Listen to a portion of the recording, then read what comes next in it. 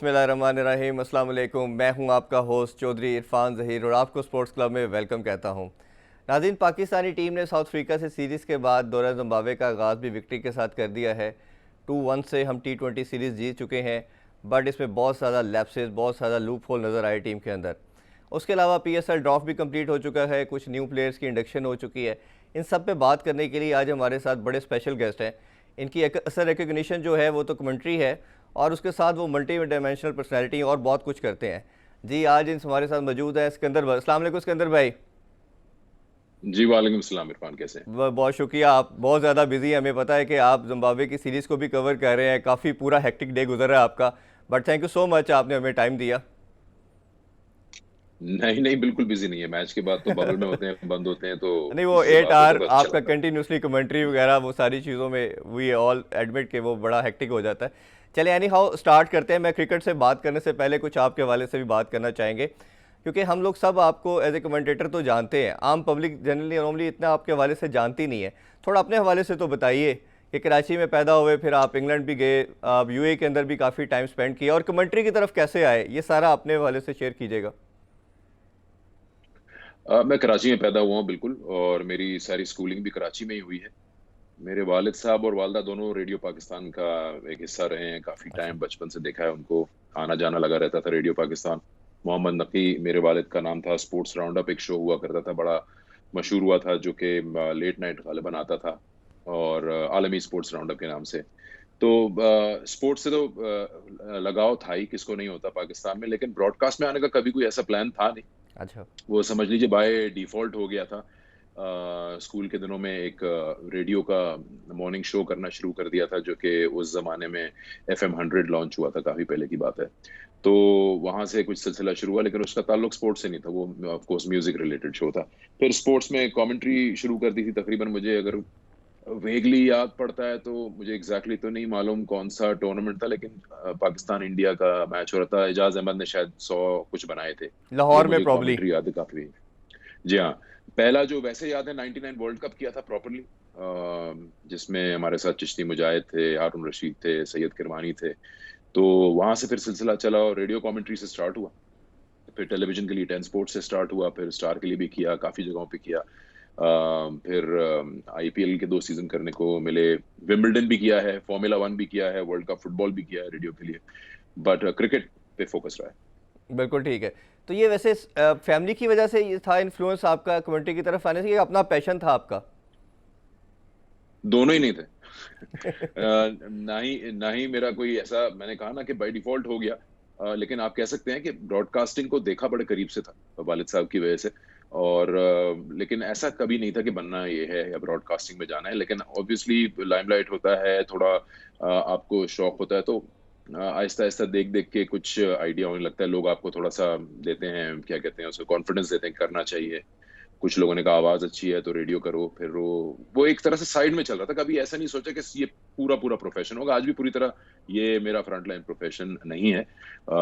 लेकिन sports related ही काम है मेरा, थोड़ा जिसमें उस हवाले टीम से शेयर मैनेजमेंट, कीजिएगा कि फ्रेंचाइज उसमें मैनेजमेंट है। डिफरेंट चीज़ें क्या कर रहे हैं आप, थोड़ा वो उस हवाले से भी हम जानना चाहेंगे। मैंने वैसे मैंने कहा स्पोर्ट्स से ही रिलेटेड है मेरा काम। 4 साल कराची किंग्स के साथ था PSL में। T10 के साथ 4 साल गुजारे हैं, 3 डिफरेंट टीम्स के साथ। टीम्स को मैनेज करना, उनकी मार्केटिंग, उनकी सेल्स, या खिलाड़ियों का ड्राफ्टिंग, सब कुछ इस तरह की चीजें हैं। तो स्पोर्ट्स रिलेटेड ही है। चलें, वो तो बड़ा हमें नज़र भी आता है माशाल्लाह, जो आपका कीन इंटरेस्ट है क्रिकेट के अंदर, और वो सारी चीज़ें हम बड़े अरसे से आपको फॉलो कर रहे हैं। चलिए, कुछ अब बात करते हैं करंट क्रिकेट के हवाले से। जैसे अभी आप दौरा ज़िम्बाब्वे को कवर कर रहे हैं, माशाल्लाह कमेंट्री भी कर रहे हैं, आपकी प्लेयर से भी बात हो रही है। हमने, जैसे मैंने इंट्रो में कहा कि जब हमने साउथ अफ्रीका से सीरीज़ देखी तो हमारी बातें बहुत ज़्यादा होना शुरू हो गई। हमने कोई प्रेज़ अपने प्लेयर्स को कोई एक्स्ट्रा और नहीं कर दिया। कुछ एक स्टेट लोगों का मानना ये था कि जो साउथ अफ्रीका की टीम है वो B या C टीम है, तो उसका कोई कंपैरिजन पाकिस्तान से इसलिए नहीं बनता था, पाकिस्तान शायद इस वजह से जीत गया। But victory is victory, nothing away from Pakistan, के जीत तो हमारी थी। बट जैसे ही हम जिम्बाब्वे के साथ खेले, नंबर 12 की वो रैंक की टीम थी, हम नंबर 4 पे थे, और तीनों मैचेस में इस पोजीशन पे थी वो टीम के हमसे वो मैच तीनों लेके जा सकती थी। शायद अपने इन एक्सपीरियंस की वजह से वो मैच हार गए। आपका इस हवाले से क्या कहना है? पहले हम T20 को थोड़ा डिस्कस कर लेते हैं कि क्या वो आउटस्टैंडिंग क्रिकेट खेल गए या हमारे लड़के प्रिपेयर नहीं थे इस लिहाज से।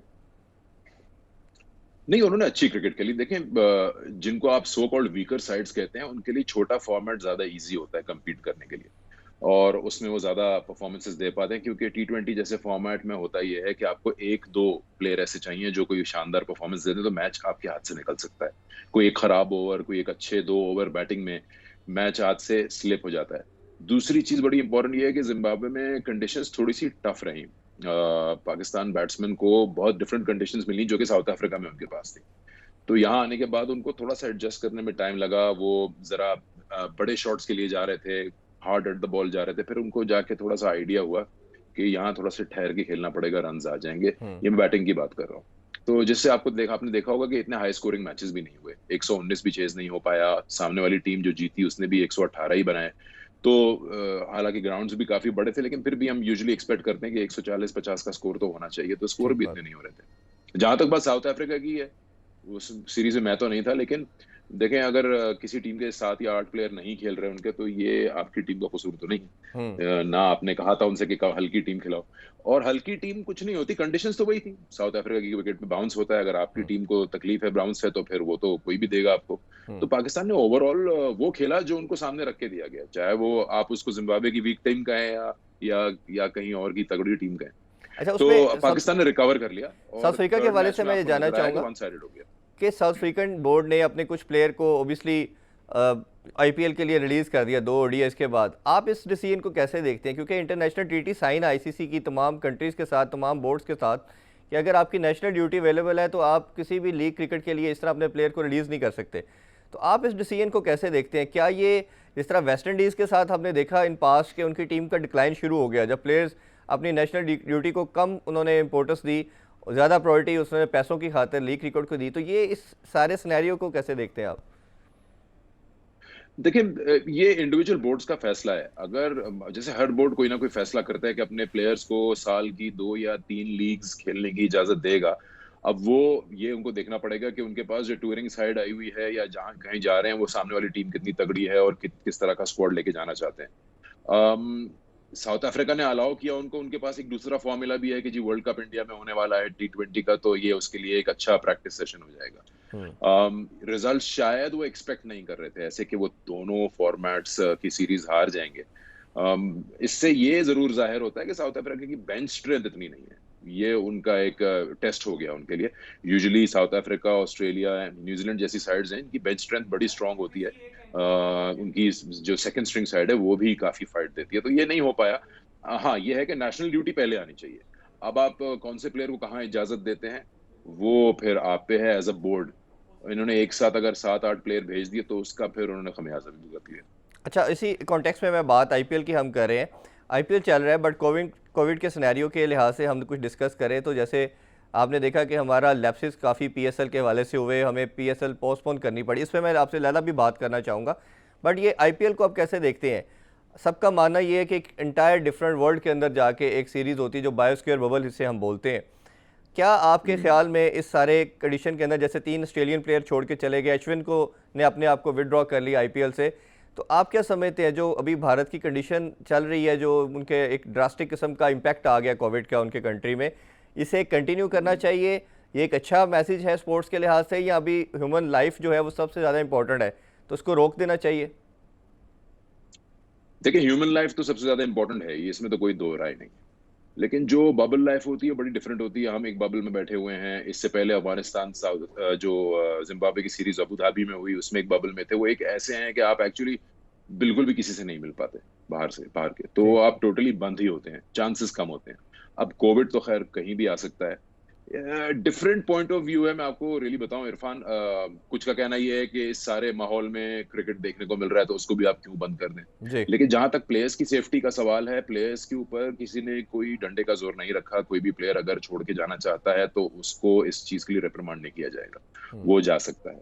अगर लोग ये सवाल करते हैं कि जी पैसों के लिए रुक गए हैं, तो अब अगर उनको कोई पैसे ऑफर हो रहे होते शायद वो भी रुक जाते, लेकिन क्योंकि जिन लोगों को नहीं ऑफर हो रहा है, तो वो ऐसी बात कर सकते हम्म। हैं। देखें, हर आदमी की लाइफ उसके लिए इंपॉर्टेंट होती है। वो अपनी लाइफ का फैसला खुद करना जानता है।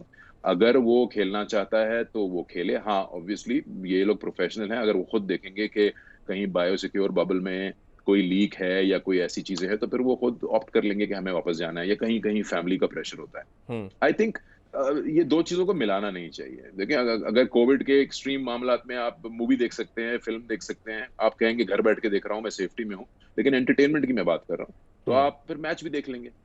अब अगर ऐसा कोई बायोसिक्योर बबल है जिसमें कोई भी ब्रीच नहीं हो रही है, तो फिर ओके है। और इसी तरह आप देख रहे हैं, चल रहा है आईपीएल हो या कोई भी टूर्नामेंट हो, काफी चीजें अनाउंस हुई है। पाकिस्तान सुपर लीग ज्यादा दूर नहीं है, हम्म। इसमें बायोसिक्योर बबल में मेरे ख्याल में 22-23 तारीख से सब लोग चले जाएंगे। हम्म। तो अगर इसको प्रॉपरली ऑब्जर्व किया जाए, और जिस तरह से आप लोगों को वैसे भी कहा जाता है, सबको कहा जाता है, हमें भी, कि आप नौकरियों पे जा रहे हैं, काम पे जा रहे हैं, मास्क पहने, सोशल डिस्टेंसिंग करें, जिंदगी तो नहीं रुक सकती। ठीक बात।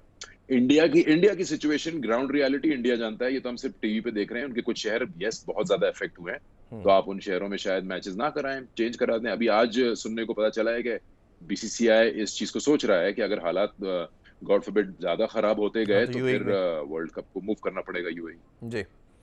जिसके अंदर भाई आपका हम आंसर इधर से ही कंटिन्यू करेंगे, but it's time for short commercial break. Stay with अस।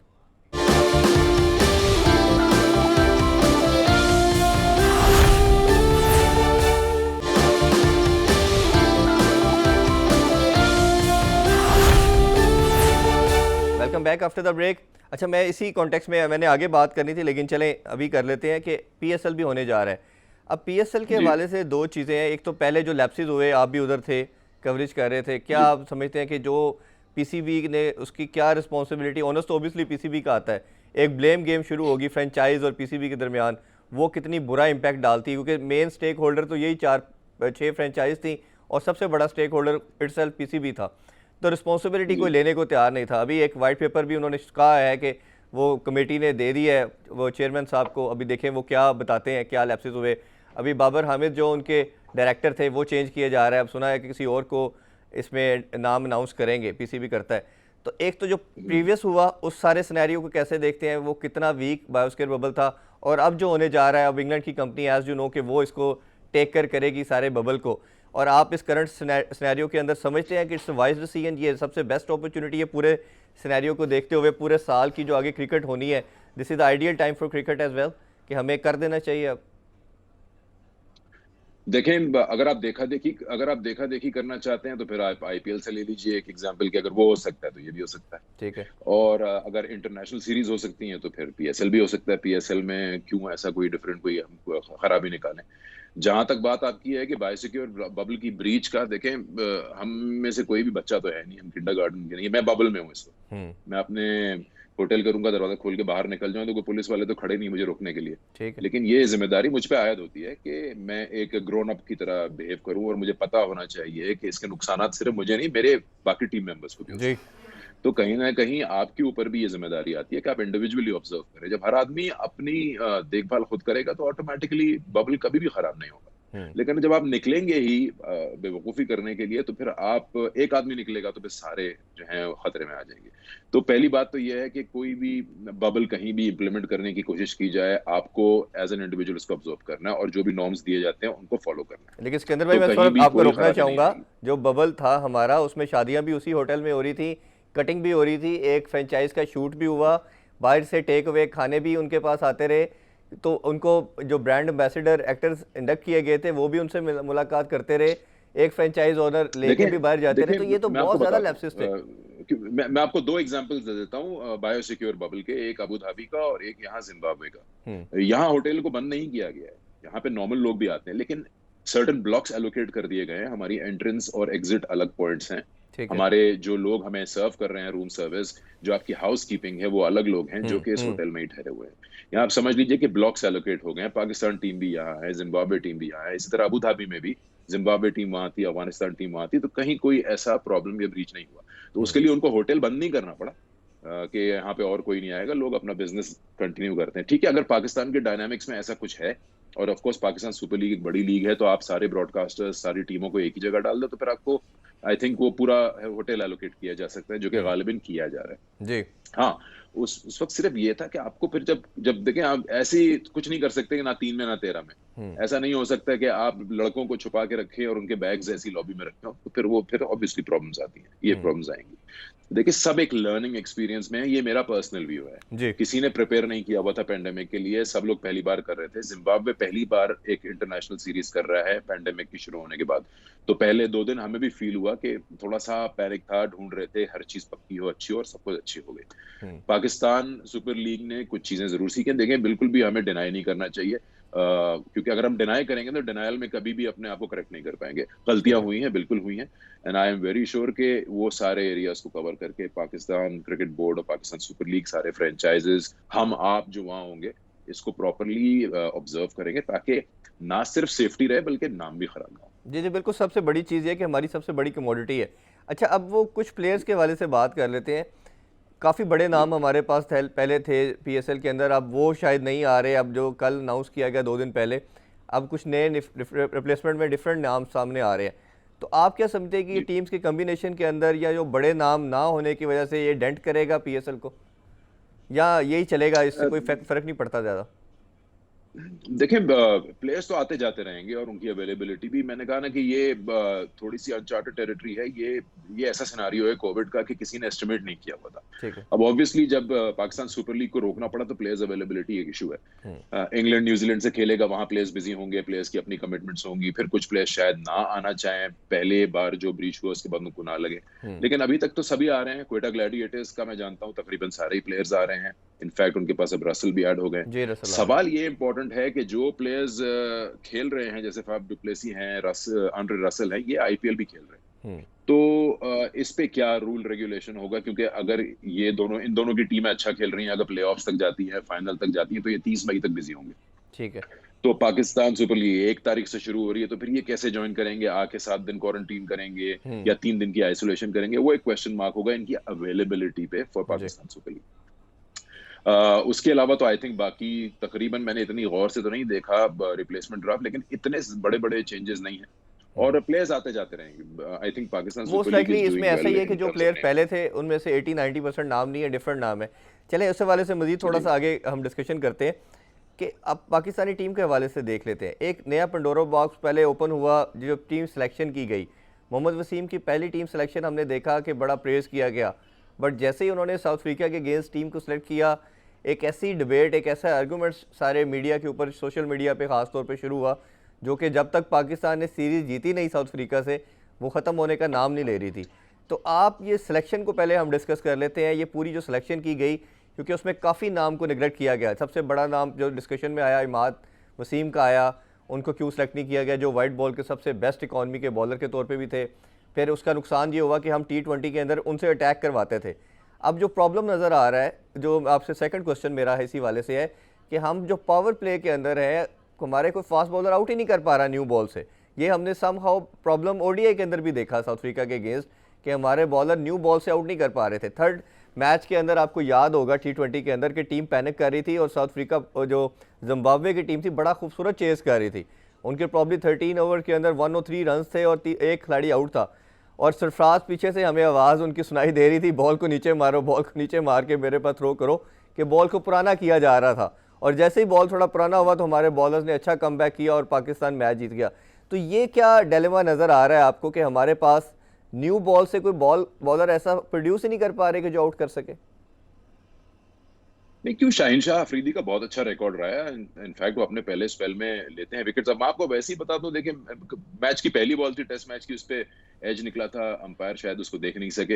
ये तो लक की बात होती, लेकिन पाकिस्तान का आई थिंक ओवरऑल रिकॉर्ड अच्छा रहा है। उनके फास्ट बॉलर्स कर रहे हैं। मुझे नहीं मालूम कि आप कंपेयर किस चीज से कर रहे हैं। नहीं, पावर प्ले में बात मैं पहले क्या 4-4 T20 की कर विकेट्स ले लेता रहा हूँ। था पावर प्ले में। जी जी, T20 में बात कर लेते हैं कि पावर प्ले के अंदर हमारे आप सारे स्टैट्स देख लें, चाहे आप साउथ अफ्रीका का देख लें या जिम्बाब्वे में भी देख लें। एक तो विकेट्स भी बहुत कम लिए और स्कोर भी बहुत ज़्यादा इनके अगेंस्ट हुआ। अब स्पेशली हम अगर साउथ अफ्रीका सीरीज़ की बात करें तो हर मैच में इनको 60 प्लस होते रहे हैं। तो ये एज़ कम्पेयर टू हम इस तरह परफॉर्म नहीं कर पाए, तो विकेट्स भी नहीं ली हमने, और ये एक डिलेमा बड़े टाइम से चल रहा है हमारे साथ। देखिए, ये तो कॉन्ट्रडिक्शन हो गई उसी बात की कि जो आपने पहले मुझसे पूछी थी कि किसी ने कहा कि हल्की 20 की टीम थी। तो अगर 20 ही टीम थी और विकेट भी नहीं दे रही और 60-60 रन भी बना रही है पावर प्ले में, तो इसका मतलब तगड़ी टीम थी। नहीं तो मतलब कॉन्टेक्स्ट देखिए में ये कहीं मैं कहीं क्वेश्चन ना है कहीं कि तो हमें बॉलिंग के चेक होना अंदर न्यू पड़ेगा। बॉल पे हमें जहां तक काफी इमाद सफर करना वसीम की बात है ना आपकी, हम्म। इमाद वसीम को मुझे नहीं मालूम आपने कितने क्लोजली देखा, पीएसएल में सारे मैचेस में उन्होंने नया बॉल नहीं कराया। देखें अगेन वो कप्तान है कराची किंग्स के, उनका क्या फैसला कंडीशंस को देख के रहा होगा, सामने बैट्समैन को देख के रहा होगा। मोहम्मद वसीम के बारे में भी आपने जो जिक्र किया कि पहले ये सवाल किया जाता था यंगस्टर्स को चांस नहीं दिया जा रहा, कायद आजम ट्रॉफी को जी। कंसिडर नहीं किया जा रहा, फिर लोगों को लाया गया। तो देखें खेलेंगे तो 11 ही ना, किसी ठीक। को लाएंगे तो किसी को निकालना पड़ेगा, किसी को बिठाना पड़ेगा। ऐसे तो कहीं ना कहीं कोई नाराज रहेगा। आज फवाद आलम की बात हो रही है तो कोई ताबिश खान के बारे में नहीं पूछ रहा। Hmm. So it is very difficult कि आप सबको इम्प्रेस कर सकें। पाकिस्तान की बॉलिंग इस टूर पे आई थिंक अच्छी रही है। शाहीन शाह अफरीदी को रेस्ट कराया गया, कहा गया था कि वर्कलोड बहुत ज्यादा है, तो उन्होंने नहीं खेला कोई भी टी20 यहाँ हम्म। पर जिम्बाब्वे में। पाकिस्तान ने ऑप्ट किया कि हम चांस दें अरशद इकबाल को, डिफरेंट लोगों को। तो ये ग्रोइंग प्रोसेस है। आप ऑब्वियसली वर्ल्ड कप की तैयारी कर रहे हैं, बेस्ट 11 खिलाना चाहते हैं, बेस्ट 15 लेके जाना चाहते हैं। मेरे नजर में रिजल्ट मैटर करता है। अगर हम हर चीज को डाइसेक्ट करते रहेंगे तो फिर हम अपने आप को एक बड़ी परेशानी में डाल देंगे। आई थिंक रिजल्ट मैटर करता है। अगर रिजल्ट आपके फेवर में आ रहे हैं तो इट्स गुड। हाँ, कुछ इश्यूज हैं जिनको आप पॉलिश करें, फाइन ट्यून करें। आपका मिडिल ऑर्डर जो है वो इतना टेस्ट नहीं हो रहा। मैं और यही ये तो आपसे एक सेकंड तरह से क्वेश्चन अच्छी करना बात है। चाह रहा अगर था अगर कि बाबर और रिजवान खेल रहे हैं अच्छा अब और दूसरा रन्स मेरा बना रहे हैं। इसी से रेलिवेंट सेकंड क्वेश्चन जी जी था कि बोलिए। तमाम टीम जितनी टी20 के लिए जा रही हैं, आप किसी भी टीम बड़ी टीम का देख लें, उनका पूरा एक उनको कंफर्म लड़के पता है हमारे कि आप 12 या 15 लड़के होंगे जो प्लेइंग 11 के अंदर उन्होंने कंटिन्यू करने हैं। हमारा तो अभी 4-5 मंथ रह गए हैं, हमारा तो मिडिल ऑर्डर ही नहीं स्टेबल हो रहा। तमाम विकेट्स के ऊपर 3 प्लेयर हमारे हैं, जिसका बोर्ड ने भी इजहार किया कि यही मैनेजमेंट भी कह रही है कि यही 3 प्लेयर अगर चलते हैं पाकिस्तान मैच जीत रहे हैं। नीचे तो हमारा बहुत बड़ा प्रॉब्लम नज़र आ रहा है। अनफॉर्चुनेटली हफीज़ ने एक बर्डन उठाया हुआ था, अभी वो हमें थोड़ा सा आउट ऑफ सॉक्स नज़र आए, उस तरह परफॉर्म नहीं कर पाए। फिर उसके बाद तो चौथा पांचवा नंबर तो समझ ही नहीं हमें आ रहा कि किसने आना है और किसने स्कोर करना है। फ़हीम की भी फॉर्म वो चीज़ नज़र नहीं आ रही, तो बहुत ज़्यादा हमारा पैनिक सिचुएशन वाइट बॉल के अंदर नज़र आ रहा है।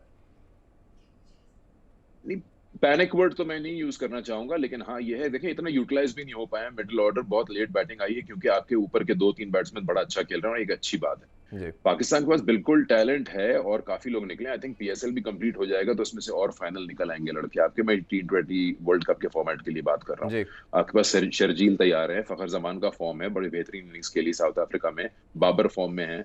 आपके पास फ्लेक्सिबिलिटी है रिजवान की, रिजवान ऊपर भी खेलते हैं, नीचे भी खेल सकते हैं। हसन अली का बैट अच्छा चल रहा है। तो ऐसा नहीं है कि पाकिस्तान का इशू है कोई चल रहा है कि मिडिल ऑर्डर बिल्कुल ही कोलैप्स हो गया है। हाँ ये है कि मुझे लगता है कि इतना ज्यादा टेस्ट नहीं हुआ है मिडिल ऑर्डर, यस। और वो इसकी वजह ये है कि आपका टॉप ऑर्डर अच्छा परफॉर्म कर रहा है।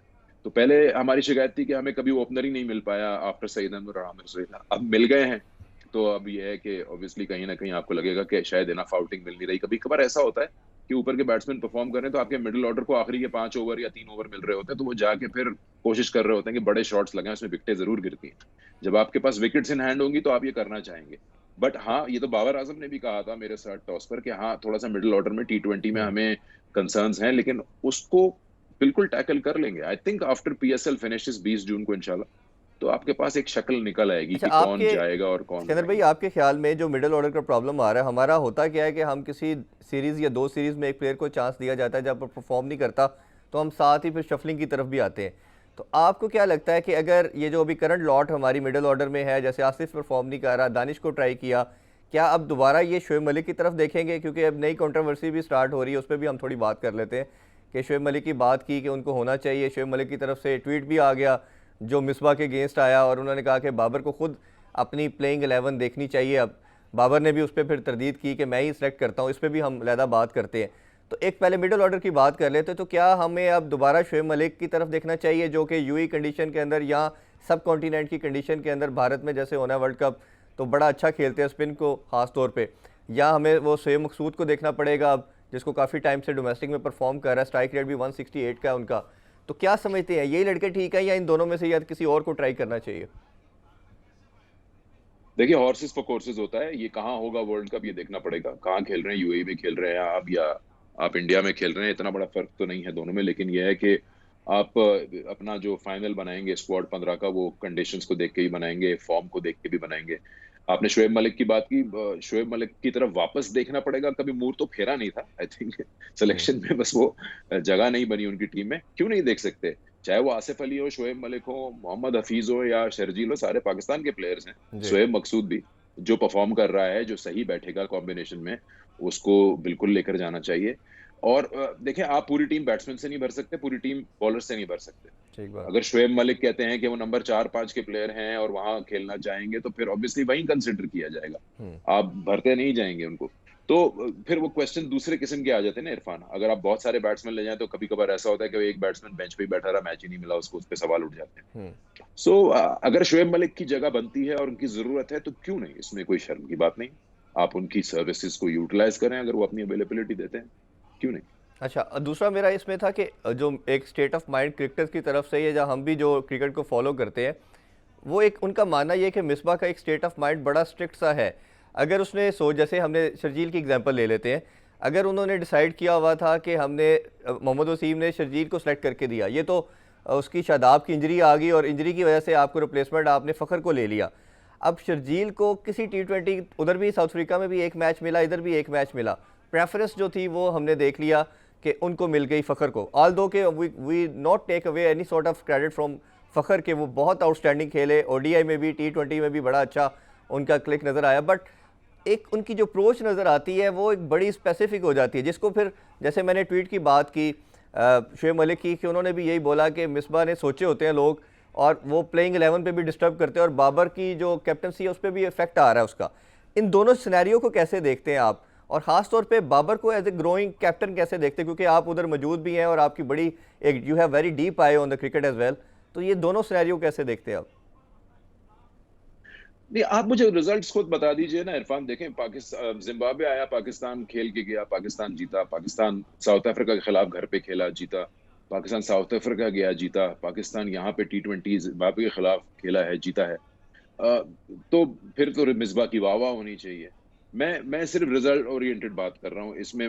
मुझे ये आप ना समझिएगा कि मैं किसी XYZ को सपोर्ट कर रहा हूँ या किसी के अगेंस्ट बात कर रहा हूँ। मैं जी बात कर रहा हूँ at the end of the day matter क्या करता है कि आपकी टीम क्या कर रही है, रिजल्ट्स क्या लेकर आ रही है। जी नाज़रीन, अभी शो में एक कमर्शियल ब्रेक का टाइम हुआ जाता है, डोंट गो एनीवेयर।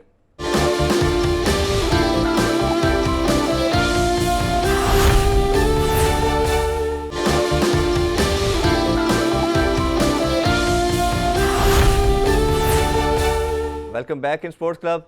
जी, सिकंदर साहब से कुछ मजीद क्वेश्चन करते हैं। बाबर को आप एज ए जो ग्रोइंग कैप्टन कैसे देख रहे हैं, क्योंकि ऑब्वियसली पूरी नेशन उनके पीछे है। मेरा मानना अपना ये था कि जिस तरह सरफराज ने हमें लीड किया, एक ग्रेशन वाला कैप्टन था, हमें चैंपियन ट्रॉफी जिताई, 2 साल हमें नंबर 1 पे भी रखा। आल दो कि हम चले उनकी अपनी परफॉर्मेंस पे बिल्कुल डिबेट कर सकते हैं, वो नहीं था, बट जो भी है, अब बाबर आया तो we are all supporting Babar के, अब चलें वो अच्छा करें और इसी तरह टीम को लेके चले। तो उसके रोल को कैसे देख रहे हैं बाबर को एज ए कैप्टन आप? देखिए, सरफराज और बाबर का कंपैरिजन अगर आप एज पर्सनालिटी करेंगे तो बहुत डिफरेंट है। वो सरफराज आउटस्पोकन है, ज्यादा उनका एक्सपीरियंस एज कप्तान रहा है, और बाबर जो है वो ऑफ कोर्स उस तरह बात नहीं करते। लेकिन आपने जो बाबर की प्रेस कॉन्फ्रेंस का जिक्र किया, उन्होंने कहा टीम मैं ही सेलेक्ट करता हूं, लेकिन उन्होंने उसी बात को आगे बढ़ा के ये भी कहा था कि मिसबा उल हक और यूनुस खान, इन सबका से होता है, वो सपोर्ट करते हैं। ऑब्वियसली वो स्टॉलवर्ड्स हैं, उनकी ड्यूटी है, वो इस जॉब पर हायर किए गए हैं, बैटिंग कोच, हेड कोच। तो अगर आपके जो सपोर्ट है, टीम का जो स्टाफ कहलाता है, जो सपोर्ट स्टाफ, वो आपको सजेस्ट करता है, आपके सामने बेस्ट 11 रख के देता है, तो फिर एज अ कप्तान आप उस पर ऑफकोर्स टिक मार्क कर सकते हैं। अगर आप किसी प्लेयर को ले जाना टीम, तो आपने फील्ड में आप नहीं उतारनी है। जी। और मैं फिर वही बात करूंगा इरफान, के मैटर करता है कि रिजल्ट क्या आ रहा है। तो अगर बाबर खुश हैं एज कप्तान और उनकी टीम रिजल्ट्स लेकर आ रही है, सीरीज जीत रहे हैं, अवे टूर जीत रहे हैं, होम टूर जीत रहे हैं, तो फिर आई डोंट थिंक कि कोई सवाल बनना चाहिए। साउथ अफ्रीका की टीम जो पाकिस्तान आई थी, वो तो हल्की टीम नहीं थी। फैफ डुप्लेसी भी थे, क्विंटन डीकॉक भी थे, रबादा भी थे, सभी थे। तो अच्छा। आई थिंक अगर आप बात सपोर्ट की कर रहे हैं कि बाबर को सपोर्ट करना चाहिए as a cricket lover, as media, तो फिर सपोर्ट जरूर करें। आई थिंक हम मेरी पर्सनल राय है, आई थिंक हम बहुत जल्दी ना वो एक्स लेके निकल पड़ते हैं कि या तो किसी को निकालो या किसी को हटाओ, तभी मैटर सॉल्व होगा। लेकिन अगर ऐसा होता तो फिर पाकिस्तान कुछ हार ही नहीं रहा होता, तो सब कुछ ही जीत रहे होते। नहीं, मैं आपका ये ओपिनियन मानना देख रहा पड़ेगा हूँ कि कि आप कैसे जी दूसरी टीमें भी खेलने आई हैं। जी सिकंदर भाई, मेरा यही आपसे क्वेश्चन था कि आप कैसे देख रहे हैं बाबर को डेवलप होते हुए। जैसे माशाल्लाह वो ODI के नंबर 1 बैट्समैन, क्योंकि एक स्टिग्मा था, एक सोच थी कि बाबर के ऊपर जब कैप्टनसी का प्रेशर आएगा, कहीं उनकी अपनी परफॉर्मेंस अंडरमाइन ना हो जाए। जैसे अल्हम्दुलिल्लाह वो नंबर 1 ओडीआई में बन चुके हैं। विराट कोहली 3.5-4 साल से राज कर रहे थे, वो जीता। फिर T20 के भी नंबर 3 पे हैं, टेस्ट में भी नंबर वो 6 पे हैं। तो आप देख क्या समझते हैं कि वो इस ऑनर्स को भी लेते हुए एज ए बैट्समैन भी और कैप्टन की रिस्पॉन्सिबिलिटी दोनों को अच्छे तरीके से लेके कंटिन्यू कर रहे हैं? हाँ, आई थिंक बिल्कुल कर रहे हैं। मुझे मुझे भी शायद थोड़ा-सा ऐसी फीलिंग हुई थी, या मैं कह सकता हूँ एक डर सा था कि ऐसा ना हो कि बाबर का फ़ोकस आधा एज़ कप्तान चला जाए और बैटिंग से थोड़ा-सा कम हो जाए। लेकिन आई थिंक बड़ा ज़बरदस्त उन्होंने अपना जो है एज़ कप्तान रोल निभाया है अभी तक का। देखें आप, उन्होंने अपने आप को डिमोट किया था T20 में, ऊपर हम्म। भेजा, किसी को अपना नंबर सैक्रिफाइस किया। उनको इसमें कोई झिझक नहीं थी क्योंकि उनको अपने आप पे भरोसा है as a batsman. As a कप्तान नज़र आता है, हम देख रहे होते हैं ग्राउंड में, उनको डिसीज़न लेने में बिल्कुल कोई झिझक नहीं हो रही होती है। उन्होंने हफीज को करवाई बॉलिंग, जो काफी अरसे से बॉलिंग नहीं कर रहे थे। जी। तो आई थिंक वो टीम को अच्छा लेकर चल रहे हैं और उनको सीनियर्स भी सपोर्ट कर रहे हैं। और फिर वही, मैं शायद रेपिटेटिव हूँगा, मैटर क्या करता है? बहुत अच्छा कप्तान हो लेकिन मैचेस हारे जा रहा हो तो उसका क्या फायदा? बहुत अच्छा बैट्समैन हो और 100 पे 100 बना रहा हो, टीम मैच हारी है, उसका क्या फायदा? तो आई थिंक ये अच्छा ब्लेंड है। और चाहे कोई भी हल्की टीम हो या तगड़ी टीम हो, पाकिस्तान जब तक जीत हासिल कर रहा है और बाबर या रिजवान या फखर अलग अलग मैचेस में शानदार परफॉर्मेंसेस दे रहे हैं, तो आई थिंक बहुत अच्छी बात है। आज बाबर पहली बॉल पे आउट हो गए तो उसका तो कुछ नहीं कर सकते हम्म। ना। फॉर्म जो है वो तो एक टेम्पररी चीज होती है, वो आनी जानी चीज है। हो सकता है सरफराज आगे जाके नहीं कर पाए ऐसे परफॉर्म, उसका मतलब ये नहीं कि टैलेंट नहीं है। So I think we as an individual, आप मुझसे अगर पूछेंगे तो बाबर ने अभी तक जो रोल निभाया है बड़ा अच्छा निभाया है, और उन्होंने अपने बैटिंग पे इसका कोई असर नहीं आने दिया प्रेशर का कि मुझ पे कोई एडेड वर्कलोड है। अच्छा, मैं दो चीज़ें ना आपसे जानना चाहूँगा बैटिंग ऑर्डर के लिहाज से, क्योंकि T20 वर्ल्ड कप आ रहा है तो उसी कॉन्टेक्स्ट में मैं आपकी ओपिनियन जानना चाह रहा हूँ। एक तो ये कि हमारे पास अब शर्जील भी हैं, फ़खर भी हैं और रिजवान जो आउटस्टैंडिंग परफॉर्म कर रहे हैं तीनों फॉर्मेट के अंदर। मेरा ख्याल है कि वो दिन दूर नहीं है, शायद मैं जो फोर्सी कर रहा हूँ कि जिस तरह की माशाल्लाह रिजवान परफॉर्मेंस दे रहा है कि बहुत जल्द वो टॉप 3 या टॉप 5 में तीनों फॉर्मेट में आ जाएंगे। ठीक है, वो बड़ी शानदार, ख़ासतौर पर तो T20 के अंदर वो टॉप 10 में आ भी चुके हैं। तो एक कैसे देख रहे हैं कि क्या ये कम्बिनेशन ठीक है? कुछ लोगों का मानना ये भी है कि शर्जील और फ़खर को ओपन करनी चाहिए, क्योंकि क्रिकेट जो है, मेरा अपना भी उस पर वैसे मानना ये है कि T20 क्रिकेट जो बड़ी टीम्स हैं वो 210 220 की खेलती हैं, वो 150 160 की नहीं खेलती। बाबर और अगर फ़खर ओपन उसमें रिजवान ओपन करते हैं तो आल दो के बहुत आउटस्टैंडिंग खेल रहे हैं, बड़े कंसिस्टेंट भी हैं, बट सम हाउ इनका स्ट्राइक रेट उतना ज़्यादा नहीं हो सकता जो शर्जील या फ़खर का हो सकता है। जैसे तीसरे मैच के अंदर एक डिबेट आई, मैंने भी उस पर क्रिटिसाइज़ किया कि बाबर ने आलमोस्ट जो 50 की वो 46 बॉल के ऊपर की, और देखा जाए जैसे रिजवान ने अपने गेयर अप किया अपने पेस को, और रिजवान के साथ उस टाइम जब आउट हो गए थे शर्जील तो फ़खर को आना चाहिए था, तो बाबर को वो नंबर अपना सेक्रीफाइस करना चाहिए था। तो वो ऑल दो कि उन्होंने खुद अपने आप को नंबर 3 पे रखा। तो आप क्या समझते हैं कि हमें कौन सा कम्बिनेशन ज़्यादा सूट करेगा वर्ल्ड कप को देखते हुए? बाबर ने तो अपना नंबर सैक्रिफाइस किया था। अगर आप कह रहे हैं कि एक और करना चाहिए था तो कर भी सकते थे। हम्म। देखिए, मैं तो इस चीज को मानता हूं कि कोई भी फॉर्मेट हो, आपके टॉप 3 बैट्समैन आपके बेस्ट होने चाहिए। नंबर 3 बड़ा इंपॉर्टेंट होता है। T20 में आपको पावर प्ले पे अगर आपने कमांड हासिल करनी है और कम से कम 45 से 50 रन बनाने हैं, तो फिर आई थिंक आपका बेस्ट लौट जाना चाहिए। और बाबर और रिजवान अगर अच्छा परफॉर्म कर रहे हैं पावर प्ले में और सर्कल के लिमिट में, तो वही जाएं। फ्लेक्सिबिलिटी होनी चाहिए इस फॉर्मेट में बैट्समैन के पास कि वो नीचे जाके खेल सकें। अब मुझे नहीं लगता कि दोनों खेलेंगे शर्जील और फखर एक साथ ही, क्योंकि फिर आपके पास 4 बंदे ऐसे हो जाएंगे जो कि ओपनिंग कर सकते हैं। और रिजवान को ओपनिंग स्लॉट से हटाना मेरे ख्याल में कोई इतनी अच्छी चीज नहीं होगी। वो इतना अच्छा परफॉर्म कर रहे हैं, आप क्यों उनके ऊपर एक प्रेशर डालेंगे? अगर पाकिस्तान या कोई भी टीम पावर प्ले में 45 रन तक कर लेती है और आखिरी 5 ओवर मॉडर्न डे क्रिकेट के हिसाब से आप 70 रन कर जाते हैं, फिनिशर आपके पास अच्छे हों, तो आई थिंक आप प्ले अराउंड कर सकते हैं अपने टॉप ऑर्डर में, डिपेंडिंग ऑन सिचुएशन क्या है, किस किस्म के बॉलर हैं सामने, कौन है, लेफ्ट आर्म है, राइट आर्म है, कौन सा ग्राउंड है, स्क्वायर ऑफ द विकेट ज्यादा अच्छा खेलने वाले हैं तो फिर आपके पास शर्जील हैं, फखर हैं, फिर उसके अलावा ये रिजवान और बाबर हैं, ये ऑल राउंड खेल सकते हैं। So it really depends. I think कि मेरे ख्याल में ना छड़े तो बेहतर है। बाबर और रिजवान अच्छा खेल रहे हैं, पावर प्ले को भी अच्छा खेल रहे हैं, आप अपने बेस्ट पहले उतारें, क्यों आप उनको होल्ड कराएंगे? बिल्कुल ठीक है। अच्छा, थोड़ा सा आपका ओपिनियन हम बॉलिंग के लिहाज से भी मैं जानना चाहूँगा। ऑब्वियसली शहीन शाह अफरीदी हमारा स्टैंड आउट कर रहा है लास्ट 2 ईयर से, जिस तरह के तीनों फॉर्मेट में उसने परफॉर्मेंस दी। जस्ट बट थोड़ा सा कंसर्न ये था कि साउथ अफ्रीका के अंदर उनको थोड़ी सी न्यू बॉल के साथ काफ़ी हिटिंग भी हुई। इसी तरह फिर हमने देखा कि जैसे हमारे दूसरे बॉलर भी हैं, हसन अली को भी कुछ मैचेस के अंदर काफ़ी स्कोर हुआ। फिर इसमें हारिस रऊफ को भी हमने देखा कि पैचेस में कभी वो न्यू बॉल से बड़ा मार पड़ी, फिर जो पुरानी बॉल के साथ बड़े अच्छे ओवर उन्होंने निकाले भी, बट कंसिस्टेंट परफॉर्मेंस नहीं रही किसी की भी। तो आप क्या समझते हैं कि यही लॉट हमारी वर्ल्ड कप के लिए बेस्ट है, या हमें थोड़ा पीछे देखना पड़ेगा दोबारा से वहाब रियाज की तरफ, मोहम्मद आमिर की तरफ, कि ये भी हमें क्योंकि सीनियर प्रोज चाहिए आपकी डेप्थ बॉलिंग के लिए, और न्यू बॉल के लिहाज से भी जैसे मेरा भी कंसर्न उसमें ओबियसली है कि न्यू बॉल से जो परफॉर्मेंस हमें लेनी चाहिए वो समहाउ नहीं ले रहे, पुरानी बॉल के साथ तो हम फिर भी बेहतर परफॉर्म कर रहे हैं। तो इस पे क्या टेक है आपका? नहीं, आई थिंक आप कोई ड्रास्टिक चेंजेस पे जाएंगे तो आप अपना नुकसान कर लेंगे। अगर आप शाहीन पे भी क्वेश्चन रखेंगे, हारिस रऊफ पे भी या हसन अली पे भी, ऐसा नहीं हो सकता कि पांचों बॉलर्स जो हैं वो 4-4 विकेट ले जाएं। किसी एक मैच में कोई करेगा परफॉर्म, किसी एक मैच में किसी की परफॉर्मेंस दिखेगी। हसन अली नहीं खेले पहले 2 T20s में, अचानक आए 4 विकेट ले ली और मैन ऑफ द मैच ले गए फाइनल में जिम्बाब्वे के अगेंस्ट। इस तरह से आपने शाहीन आफरीदी को देखा, डोमेस्टिक T20 ले लीजिए, हर मैच में वो पहले ओवर में ही यॉर्कर करके आप बोल्ड कर देते थे, शर्जील को भी आउट किया, सब कुछ किया। 2020 के बड़े हाईएस्ट विकेट टेकर रहे। लेकिन अप्स एंड डाउन्स आते हैं, होता ही है कि एक प्लेयर अगर विकेट नहीं ले पा रहा फिर दूसरा आ जाता है सामने आपका बॉलर। तो ये 4-5 बॉलर्स बल्कि आपके पास ज्यादा ही हैं। फहीम अशरफ मिडल में कराएंगे बॉलिंग, यही वो हैं जो आपको कॉम्बिनेशन में दिखेंगे वर्ल्ड कप में भी और आगे आने वालों में भी, क्योंकि यही तो आपकी फाइंड है जिन पे आपने इन्वेस्ट किया है, जिन पे टाइम लगाया है, और फिर आपने अपनी एक बॉलिंग स्ट्रेंथ बढ़ाई है आहिस्ता आहिस्ता। शाहनवाज दानी जैसे बॉलर्स आ रहे हैं आहिस्ता आहिस्ता, आपके पास कुछ बॉलर्स ऐसे हैं जैसे नसीम शाह हैं, जिस तरह से और बहुत से ऐसे फास्ट बॉलर्स हैं जो आपके रैक्स में मौजूद हैं। लेकिन थोड़ा बहुत एक्सपीरियंस भी तो आपको चाहिए, यही लोग करेंगे। देखें, T20 में रन्स पड़ते हैं, एवरेज आपको नजर आएगी थोड़ी हायर साइड पे फास्ट बॉलर्स, क्योंकि नए बॉल के साथ शॉट भी पड़ेंगे। वही बात होती है कि सामने वाली टीम जब अपना ओपनर भेजती है तो वो उसका बेस्ट बैट्समैन। पाकिस्तान के पास यही वो ऑप्शन है जिनके पास अब फेयरली अच्छा एक्सपीरियंस हो गया है, और इस एक्सपीरियंस को यूटिलाइज करने का टाइम यही है कि आप वर्ल्ड कप में उन बॉलर्स को उतारें who have been there and done that, और यही परफॉर्म करके देंगे आपको। जी सिकंदर भाई, बहुत शुक्रिया आपके कीमती टाइम का, आपसे गुफ्तगू करके बड़ा मज़ा आया, और बड़ी आपकी कीमती राय से हम लोग सारे ओबियसली क्रिकेटिंग लवर जितने भी हैं बड़ा एंजॉय किया होगा। इंशाल्लाह आपसे दोबारा भी आपको ज़हमत देंगे।